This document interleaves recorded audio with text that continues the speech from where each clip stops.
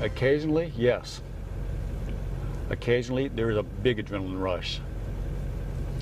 You're out in the country in the dark, there's dogs barking, and you got to take the car. You know if the dog's going to bite you. You know if they're going to come out with a gun out there in the dark. It can be a dirty, dangerous job. We're talking about life as a repo man. Each recovery operation is different. They target things like cars, boats, RVs, and heavy machinery. And as you can imagine, some owners become irate with that repossession. In tonight's special report, CBS 47's Tony Body takes a ride along with the local repossession team. You may have seen reality shows like Operation Repo before. Well, this is nothing like that. No scripts, no staging, just us shadowing two local recovery agents. It might turn out to be dazzling or it might be dull. But one thing is certain, it's a real eyewitness account. We hit the streets of the South Valley with Tyler McDonald riding in the back seat and Tim Clark driving.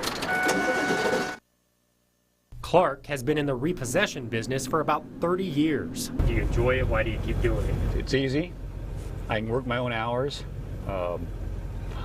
And at times it's very profitable. However, he says today, work is very unpredictable. You get in 10 at one time, then you don't get anything for 2 weeks. On this evening, we have a total of 4 units to try and pick up. Our first stop is a house in Visalia, where the owner of 2 motorcycles has fallen behind on his payments. I don't ever call anybody up front. I try to use the element of surprise if I can. Clark is going to make a demand for the bikes. Tyler can see them parked in the garage through the slightly cracked door. However, they'll need to get the owner to let them in. But no one ever answers the front door. That really upsets me when they don't do that. All you got to do is tell me, no, you can't have them. I turn it back to the bank, and then the bank starts legal proceedings with him. Clark says 7 years ago, they seemed to only take vehicles from people who deserved it. Now, we're picking up a lot of units from people that are good people who's come on hard times. Clark says it's not that they are unemployed, but rather underemployed.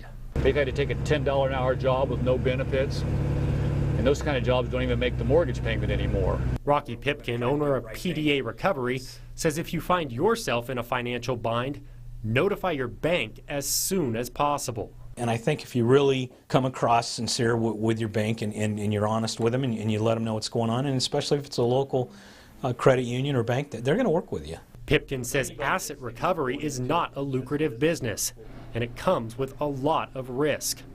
But because he also runs a private detective agency, it just makes sense.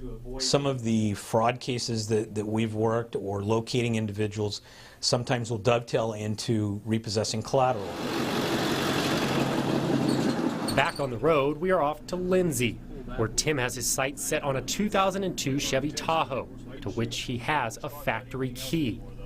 We cruise through an apartment complex looking for it. The paper only lists the license plate. I wish we had colors. It'd sure make it a lot easier. We strike out seeing it, so Tim decides to visit the woman's apartment, which turns into yet another failed attempt. Hello? Frustration is starting to set in.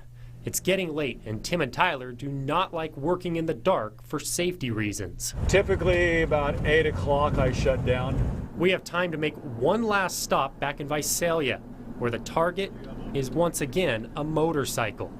We pull up to the house just as the owner is about to leave.